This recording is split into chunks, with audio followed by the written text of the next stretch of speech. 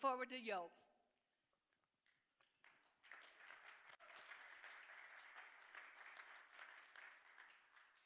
It's precarious balancing this water on here. You got it. All right, good. We're good. All right, good morning. So, Thanksgiving's right around the corner. Do you realize that? That's crazy, right? It's a great time, holidays, tradition, so I figure we should start the traditional way. What is a pumpkin's favorite sport? Squash. I don't even know what squash is. The vegetable or the sport, actually. What's the best way to stuff a turkey? You just give him lots of pizza and ice cream until they can't handle anymore. And he's like, no more for me, I'm stuffed. So pilgrims came over on the Mayflower, right? What did college students travel on? Scholarships. Scholar. All right. All right, one last one. What happened to the turkey when he got into a fight? Man, he got the stuffing knocked out of him is what happened. All right. Good morning. My name's Yo. I'm one of the small group leaders here at City Church. If you're wondering where Pastor Jeff is, he's getting some much needed rest, hopefully. And I just got to say, that guy's been working hard. You know, I hope you guys appreciate how much that guy has been doing. This whole transition thing, this has been a lot of work. And I hope you guys really appreciate all that Pastor Jeff and his family have done as we made this transition in the church. They've been awesome. That being said, this is another one of those awkward chapters in Joshua, and I find it rather convenient that every time we get to one of these weird, awkward chapters, Jeff's like, you know, I'm busy this weekend. Would you mind taking this one? I'm like, yeah, sure. And then I look at the chapter, like, well, hang on just a second. It's like, oh, sorry, I can't talk to you right now. It's like, that's not really what happened. It feels like it, but it's not. That's not what he's doing. In any event, we are in Joshua chapter 10 today. And this message might be a little challenging. But my hope is that you'll hear the thrilling good news that this chapter really foreshadows for us as we go through it, despite how challenging it may be. So we're going to start logically in verse 1. Joshua 10, verse 1. I'm going to read a few passages here. As soon as Adonizedek, king of Jerusalem, heard how Joshua had captured Ai and had devoted it to destruction, doing to Ai and its kings that he had done to Jericho and its king, and how the inhabitants of Gibeon had made peace with Israel and were among them, he feared greatly. Because Gibeon was a great city, like one of the royal cities, and because it was greater than Ai, and all its men were warriors. So Adonizedek, king of Jerusalem, sent to Hoham, I don't know if I'm saying these names right, just to be clear, king of Hebron, Piram, king of Jarmuth, Japhia, king of Lachish, and Debir, king of Eglon, saying, come up to me and help me. Let us strike Gibeon, for it has made peace with Joshua and the people of Israel. Then the 5 kings of the Amorites, the king of Jerusalem, the king of Hebron, the king of Jarmuth, the king of Lachish, the king of Eglon, gathered their forces and went up with all their armies and encamped against Gibeon and made war against it. Okay. So, if you remember last time Pastor Jeff was preaching out of Joshua chapter 9, right? There's these people, the Gibeonites, right? They heard everything that God was doing. They heard everything that Israel was doing as they followed God into the promised land, and they kind of freaked out. And so they decided, well, here's what we're going to do. We're going to make a treaty with Israel, but I know they're not going to make a treaty with us if they know that we're some nearby person. So we're going to pretend like we're from a faraway land, right? And so they come and they make this treaty, and Israel, without consulting God, right, makes this treaty with the Gibeonites, which ends up causing all sorts of problems for like generations, okay? If you don't remember that, go back and listen to it. It was a good message. So there's a couple things I want to mention here. And just spoiler alert, people die in this chapter. A lot of people die in this chapter. And some people get put out when we get to these parts of the Bible. You know, we get to these parts where Israel's going through the promised land and God's saying, kill everybody. And people are like, that's harsh. Man, that's not right. And it feeds into this whole stereotype of the God of the Old Testament is the angry God of wrath, right? That's the Old Testament God, angry God of wrath. He just goes around smiting people on a whim, right? He just like, I don't like you. You're smited. You're smitedeth. Smitedeth is the King James Version, right? That's what people think. This is the Old Testament God just went around killing people on a whim. because he was angry all the time and no one would ever make him happy. But here's the thing. Have you ever asked why he's telling Israel to do all this?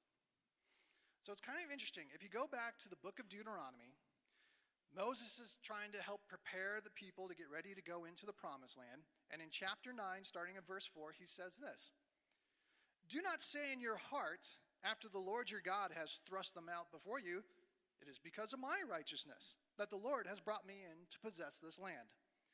Whereas it is because of the wickedness of these nations that the Lord is driving them out before you. Not because of your righteousness or the uprightness of your heart are you going in to possess their land, but because of the wickedness of these nations, the Lord your God is driving them out before you, and that he may confirm the word that the Lord swore to your fathers, to Abraham, to Isaac, and Jacob."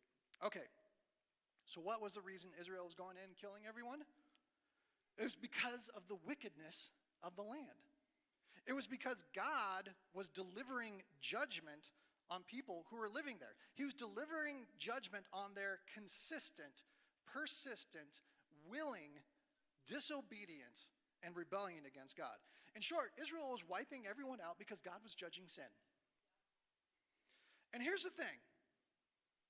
Some people think that's not fair. Or it's too harsh. Too harsh, kill everybody because of their sin. But here's the fact of the matter. Sin is bad. People, sin is really bad. Sin is egregious. Sin is an offense against a holy God. And we have almost no understanding of how bad sin really is. And that's why we try to play it off. It's just a mistake. Oh, I had a lapse in judgment. It was just a little sin. Or like one of my favorites, we all have like our pet sins, right? It's my pet sin. It's my cute little pet sin. I'm like, oh, it can't be that bad. Look how cute it is. It's my little pet sin. Right? We all have our pet sins. I have pet sins.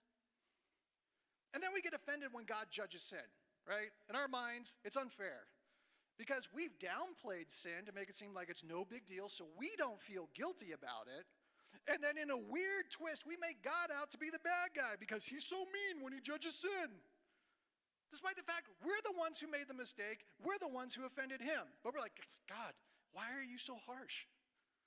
It's your fault. We're the ones who sin. But we're making God to be out the bad guy. We read passages like this. Man, God's kind of a jerk, going around killing everyone. All they did was sin. All they did was sin.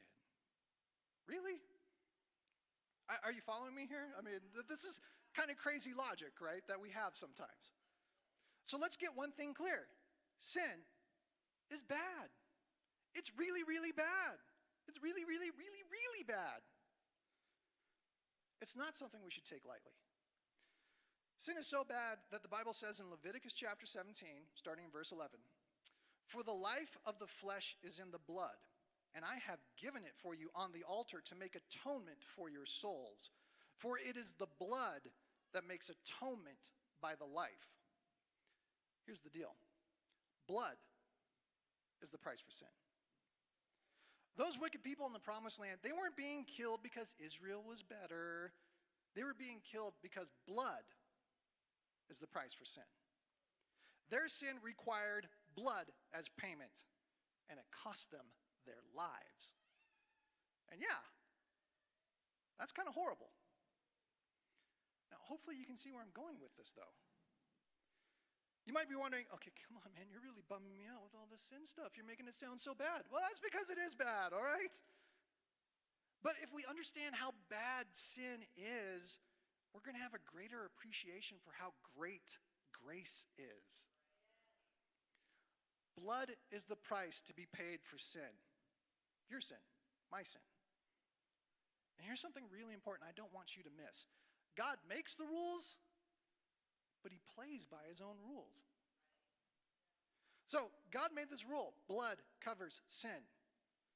And he played by his own rules when he let his only son shed his blood to cover my sin. Romans 5:8 puts it this way: "But God shows us his love for us in this, that while we were still sinners, Christ died for us." You know, sometimes we avoid talking about sin because it makes us feel bad. Or it offends us, right? Don't talk about sin. That offends me. Crazy ironic, right? Well, consider this. How do you think it makes God feel when we don't take sin seriously? We even sometimes say, hey, as long as I'm not hurting anyone, what's the big deal? My sin's not hurting anyone. It's my pet sin. It doesn't hurt anyone. Maybe me, but no one. God sacrificed his own son on our behalf.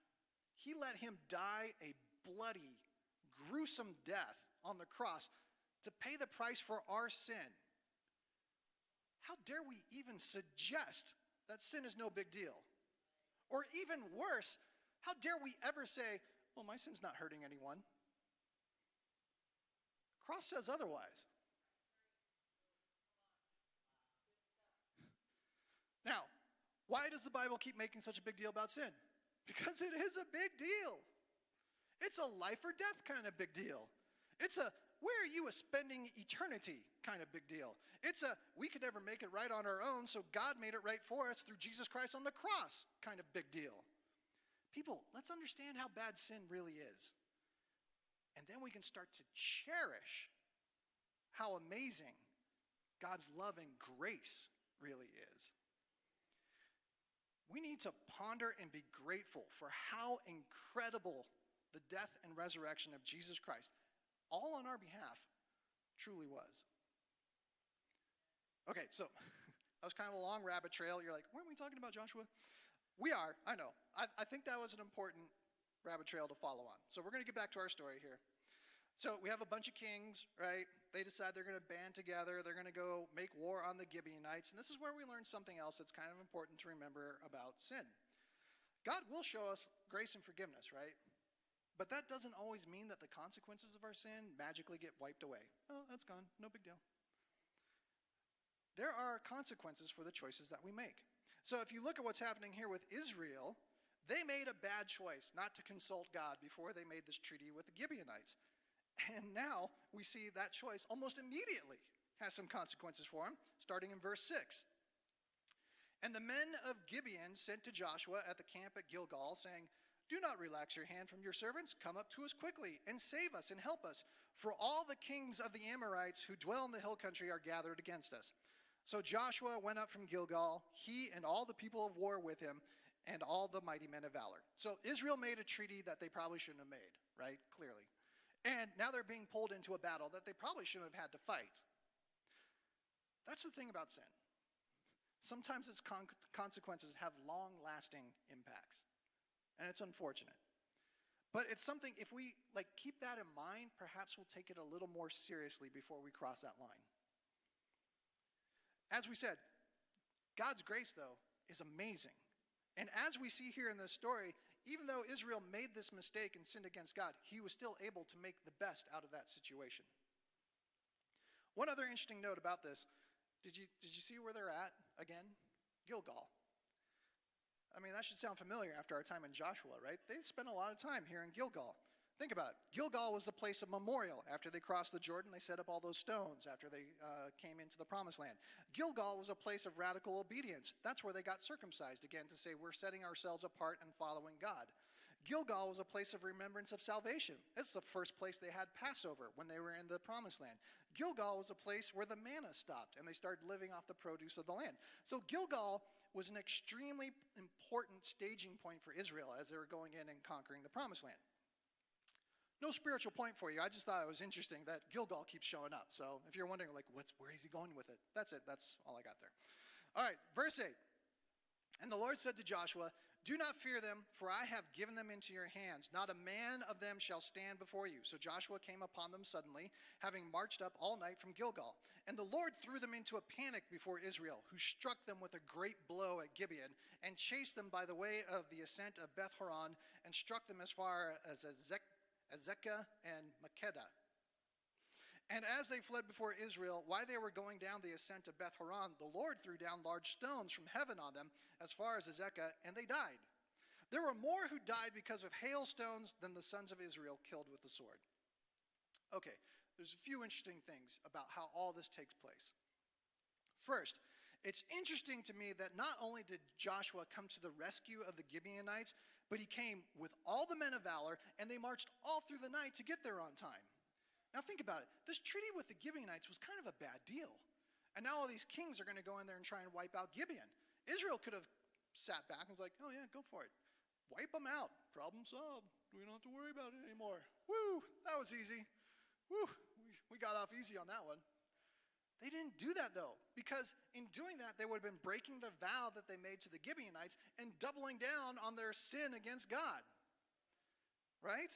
So instead of just like kicking back, like, go ahead, take care of it, not only did they keep their vow, but they kept it vigorously. I mean, if you look at how they did this, all the men of valor went. All the men of war went. They marched through the night to do this. They weren't only going to keep their vow, they were going to do it with passion. And it wasn't because they liked the Gibeonites. It's because they didn't want to cross God again. It's like, all right, we screwed up that one time, God. This time, we're all in. We're going to do what's right by you. Sometimes the best thing that we can do after we sin is just commit ourselves to some radical obedience to God. And I'll be honest with you, that means sometimes we're going to get pulled into some circumstances or situations that might make us uncomfortable. It might be challenging. We might not want to go there. But it's a far better place to go than being in sin against God. If we take sin seriously and we have that choice, well, I could either stay in this sin or I could radically obey God, even though that looks scary. I think we would rather go and be with God than stay in our sin. If we understand how bad sin truly is, we're going to understand how much better it is to fully obey God with everything we got after we receive his forgiveness and we repent. Flip those. After we repent and receive his forgiveness. So, Israel's going up against 5 different kings. These are like kingdom states, right? Okay, the way the area was broken up. So they're like 5 individual kingdoms. And God tells Joshua, once again, don't be afraid. It's interesting to note that it's after God tells Joshua this, don't be afraid. That's where it says, okay, then Joshua came upon them suddenly after marching all night. Joshua didn't just sit back and say, okay, God said not to be afraid. Cool, go ahead, God, do your thing. Instead, what Joshua did was he trusted God. Okay, I don't have to be afraid. He trusted God. He's going to deliver them into our hands. And then he took action. I don't have to be afraid. God's on our side. Let's launch a surprise attack on these guys. We'll march all night and get there before they expect us, and we'll launch a surprise attack. We've talked about this before, and I think it's worth mentioning again. When God makes promises, that's a good time for us to act. When he says he's at work, that's not the time to wait, like, oh, cool, I want to see what's going to happen. I'll just sit back and watch. That's the time for us to gear up and get into action with God.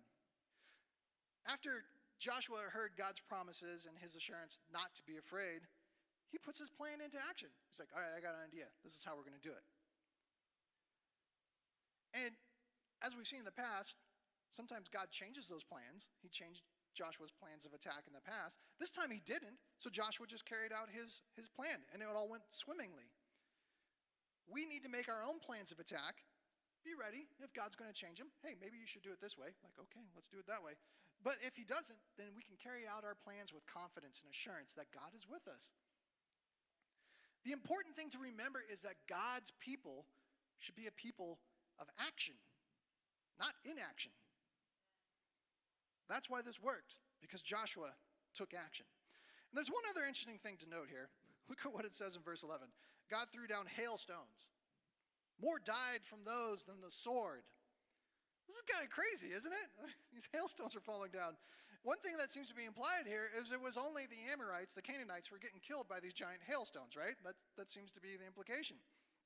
Now, like a lot of pagan cultures in that area, these Amorites, these Canaanites, very likely worship nature-based deities.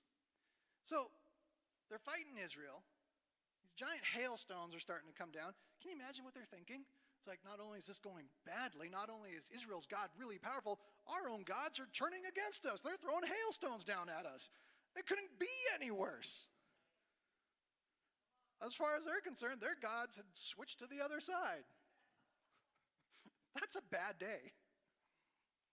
It's intense stuff. This is crazy stuff. But then you get to verse 11, and this is kind of like the moment we all wait for in Joshua chapter 10, right? This is like the big moment in the chapter. So Joshua chapter 10, starting in verse 11. At that time, Joshua spoke to the Lord in the day when the Lord gave the Amorites over to the sons of Israel. And he said, in sight of Israel, sun, stand still at Gibeon, and moon in the valley of Aljon. And the sun stood still, and the moon stopped, until the nation took vengeance on their enemies. Is it not written in the book of Jashar? The sun stopped in the midst of heaven and did not hurry to set for about a whole day. There has been no day like it before or since, when the Lord heeded the voice of a man, for the Lord fought for Israel. So I'm not entirely sure if it's okay to do this in church, but this is how my mind works, so we're going to go here.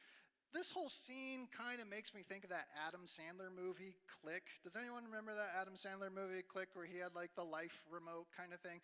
So in that movie, he gets this magical remote, and he can like fast forward or pause or slow down time. Like he uses it like to fast forward through the fight with his wife, so he doesn't have to, endure it. It's like, oh, cool.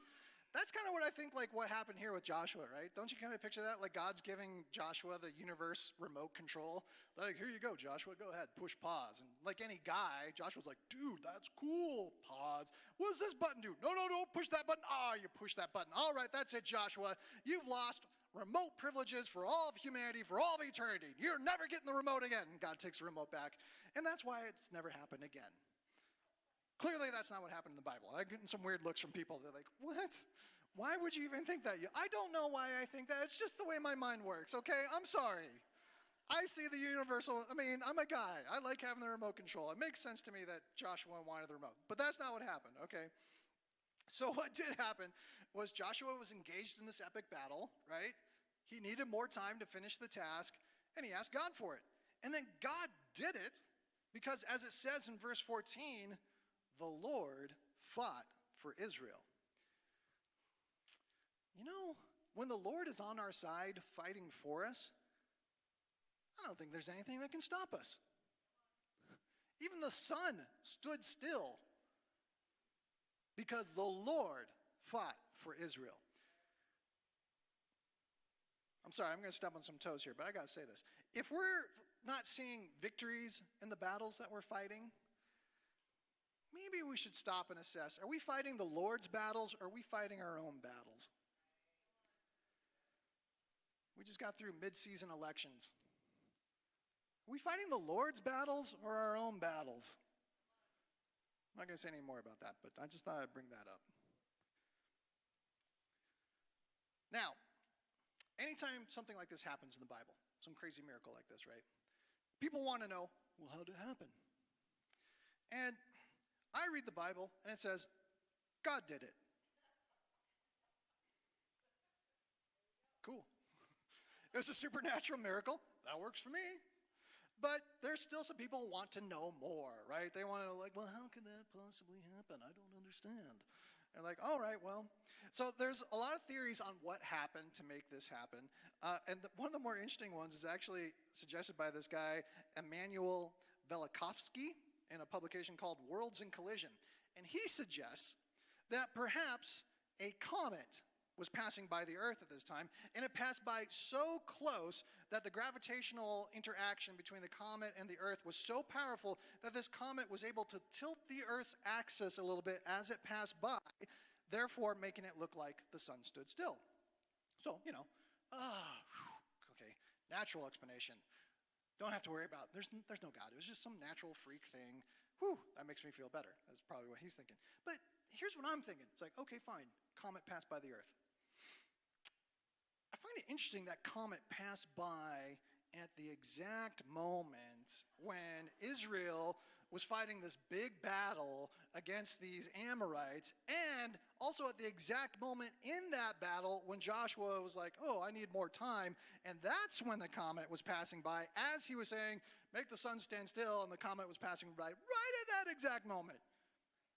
It still seems like miraculous to me, all right? That's a lot of coincidences. I'm still going to call that a miracle. This comet theory is also another way that some people explain the hailstones. It wasn't God throwing down hailstones. It was like debris from the comet tail as the comet passed by, right? Debris coming off the comet, and it was falling down onto the Earth. And that's where you get those hailstones from. Natural explanation. No miracle, just regular, natural, freaky stuff. And yet, all that comet debris only seemed to kill the Amorites. It didn't land on the Israelites. Last I checked, debris from an object flying past the earth isn't really selective on where it hits. It just sort of falls. So, still going to call it a miracle. Still seems pretty amazing that only the Amorites got killed by this comet debris and not the Israelites. I just don't understand. Some people, when they're trying to explain miracles, it's like watching movies with people who, you're watching this movie and they're like, well, that's not believable. It's like, that's not believable? We've been watching the rest of this movie. That's the one thing. It's like watching the Fast and Furious with my wife. We're watching the Fast and Furious with my wife. We get to this part where The Rock, he's got like an arm cast on. He's all like flexing to get it off. Daddy's got to go to work. You know, and he's like, and he's breaking out of it as he flexes. And that's the part where my wife's like, whatever. As if. Like that could happen. And I'm thinking, that's the part you find unbelievable? We had cars jumping off of buildings into another building. People are blowing up and they walk away like they're Wile E. Coyote. All that's fine. But the point when she says, whatever, like that could happen, is breaking out of the cast as he flexes. That's the way some people treat miracles in the Bible, right? They look at the empty tomb and they go like, well, there's too much historical evidence to really deny that, so I can't really say anything about that. But the sun standing still, whatever, like that could happen. The grave is empty. But this is what you can't believe? You have no other explanation for an empty tomb, but this one you're like, well, you know, no miracle. We got other explanations. I don't understand that. I don't know what to tell you. God's awesome. He does awesome things. Sometimes you can't explain them. Sometimes you just got to go, yeah, weird. God did that. I don't know what to say. He did it. Supernatural, no explanation. It's just a miracle. Because God is amazing. If he can raise the dead, making the sun stand still for a day doesn't seem like it'd be all that difficult. That's just where I go. Okay, sorry, got sidetracked again. One last cool thing I want to mention here, and we'll wrap this up, so if the worship team wants to head on up towards the stage. So in Joshua 10, starting in verse 20, when Joshua and the sons of Israel had finished striking them with a great blow until they were wiped out, and when the remnant that remained of them had entered into the fortified cities, then all the people returned safe to Joshua in the camp at Makkedah. Not a man moved his tongue against any of the people of Israel. Man, you think the people were afraid of Israel and its God before this? These people are freaking out now. And I find it so interesting that in verse 21 it says, not a man moved his tongue against any of the people of Israel. The Amplified Bible says, no one uttered a threatening word against any of the sons of Israel. The Contemporary English version, I like this one, says, no one around dared say anything bad about the Israelites. Whew, that's quite the reputation. I kind of wonder, maybe that's the reputation the church should have. Don't you think? Commentator David Guzik put it this way. Buckle up, this is a little rough. By analogy and application, the church, just like Israel, should be feared in the sense that it should be a place where people know God will conquer them. They should have the idea, if I keep coming here, God is going to conquer me. I'll have to submit my life to him. Too many churches present a harmless sort of God who demands no surrender from his people. Right? It's a little bit of a gut punch, but it's true, don't you think? I mean, I think the biggest takeaway we can take from this chapter, what kind of a God do we worship? What kind of God do we present as a church? We got that happy, warm, fuzzy, harmless God. Doesn't care about your sin, only your happiness. As long as you're happy, don't worry about it. We have that God who grants wishes, right? Poof, what do you need, right? Just wants to give us everything that we can to have our dreams come true, tra-la-la, skip along. No accountability, no responsibility on your part, free ride, just enjoy yourselves.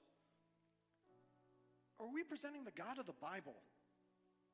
Which means sometimes there's hard things to think about when it comes to the God of the Bible. He's a loving God, yes. He's a just God. He's a holy God. He's a God who can be a little scary sometimes.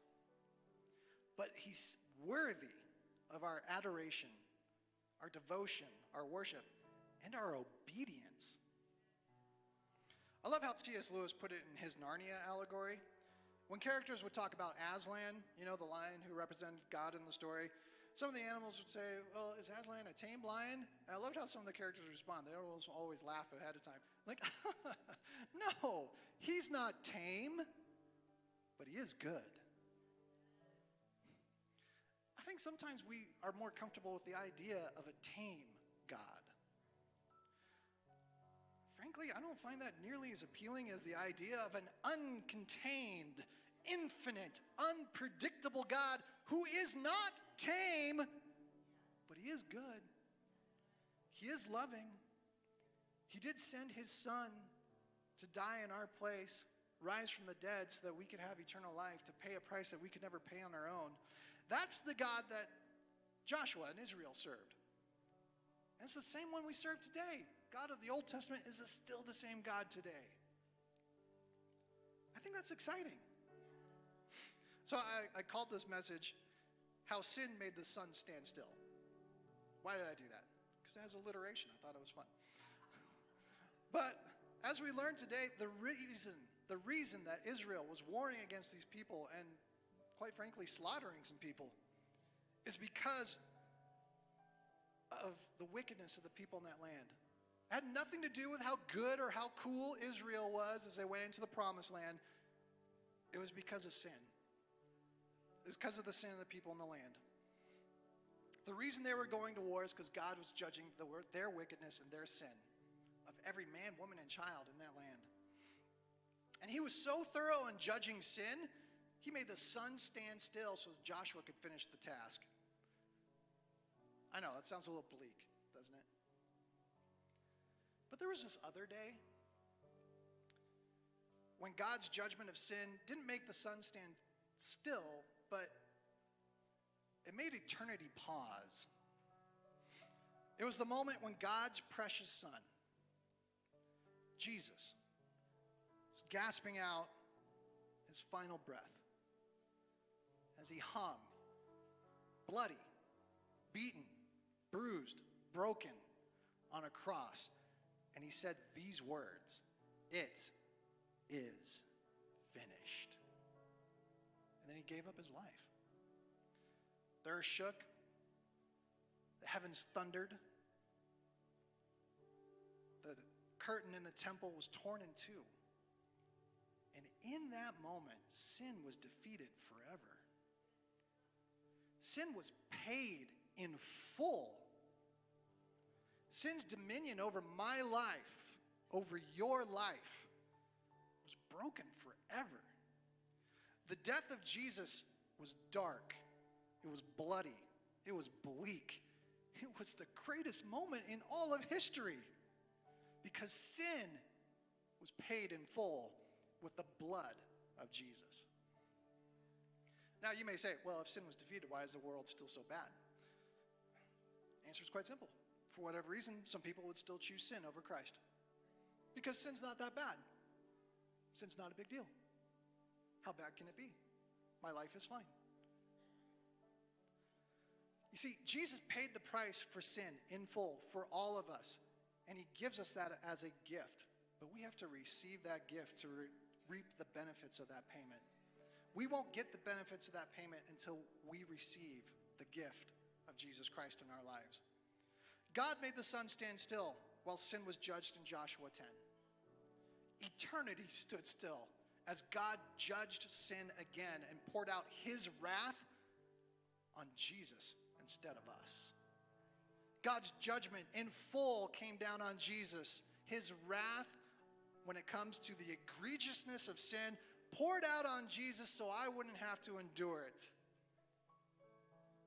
Sin is vile. It's heinous. It's disgusting. God's grace through the death and resurrection of Jesus Christ is amazing. It can make your day today stand still if you really stop and ponder and think about it. if you're a follower of Christ, I just want to encourage you. Let's not take sin lightly. I'll be honest with you. There's stuff in my life where I'm like, no big deal. God will forgive me. That is sloppy grace. To go like, well, Jesus paid the price for it, so I'm fine. I'm covered. And the moments we say that, we are not appreciating what Jesus went through to pay that price for us. I'm not saying we're never going to sin again. I'm saying when it happens, it should break us. I'm so sorry I messed up like that, God. How could I do that to you? How could I offend you that way? Thank you for your son. Thank you for your grace. Thank you for paying the price for me. As Christians, let's not take sin lightly.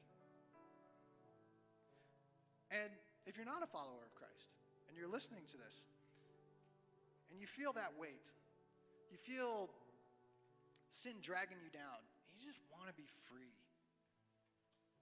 Or maybe you're thinking, I do not want to pay for this with my life.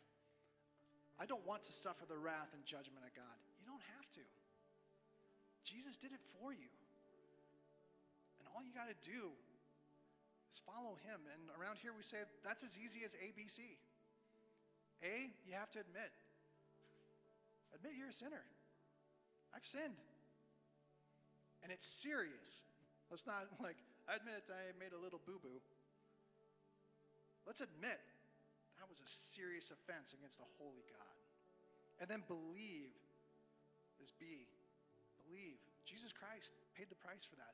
Believe that Jesus Christ went to the cross, shed his blood so you don't have to shed your blood to pay the price for your sin.